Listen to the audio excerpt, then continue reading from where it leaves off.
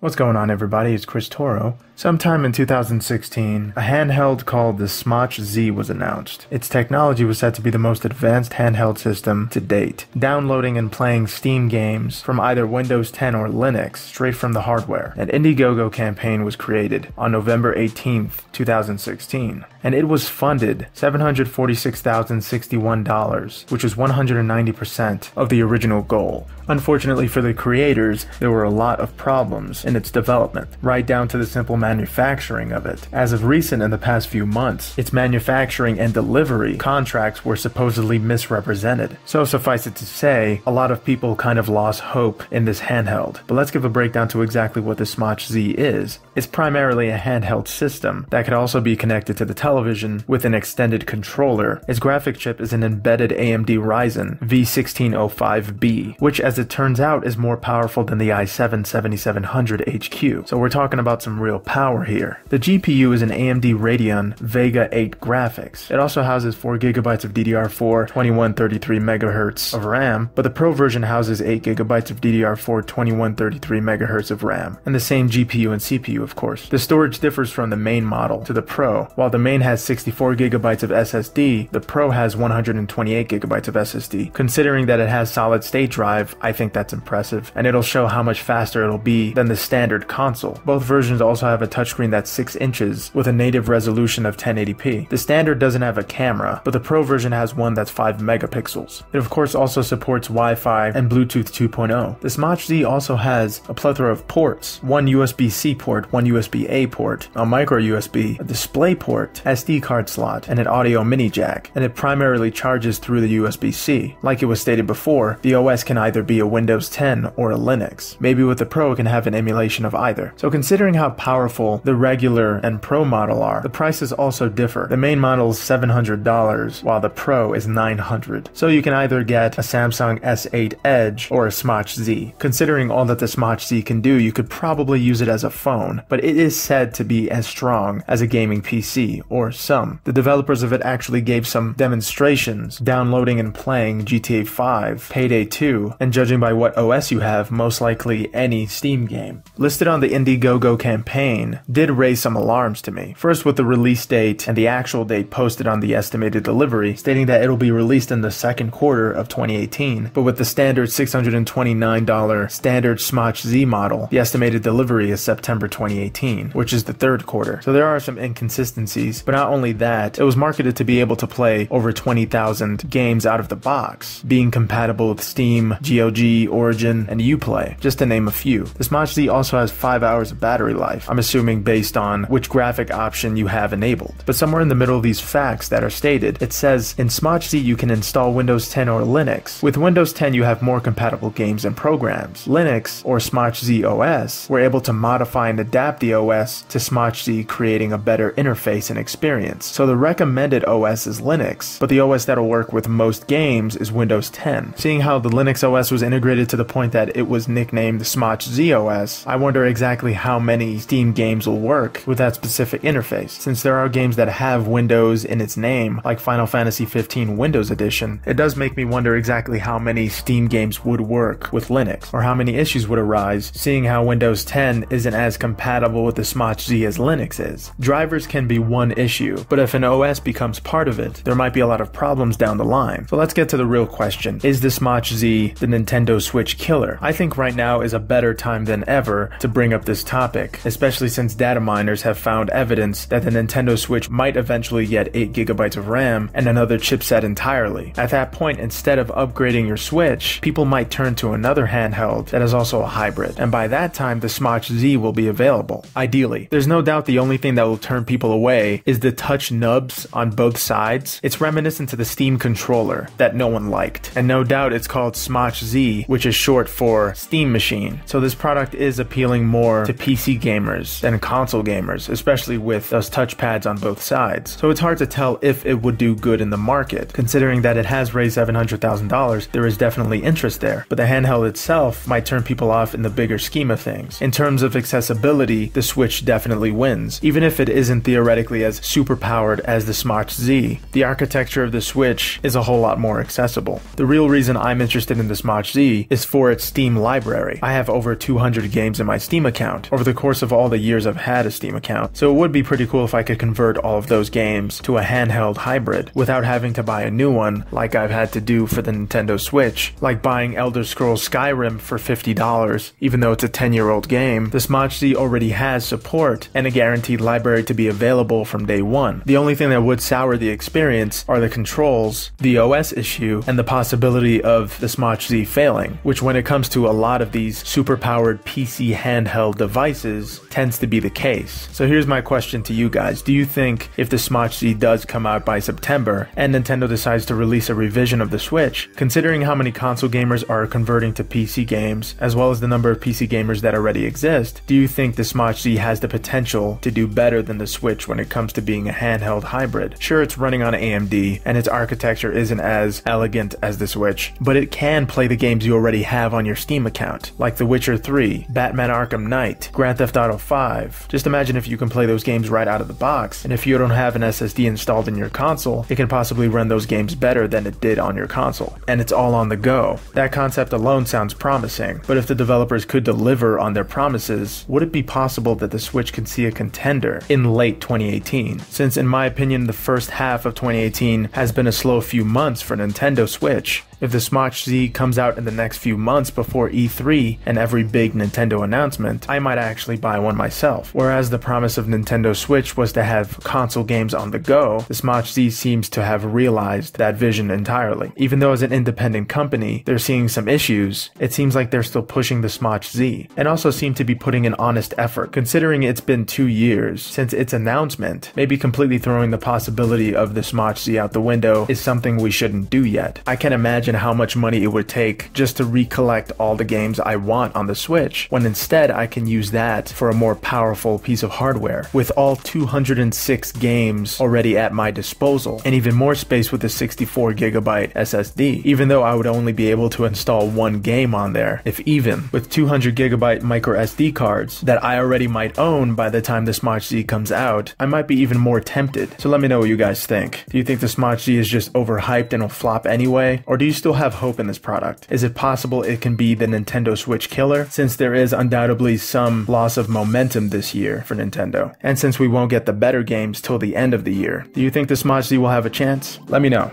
Thank you guys for watching. Have a good one, guys. Later.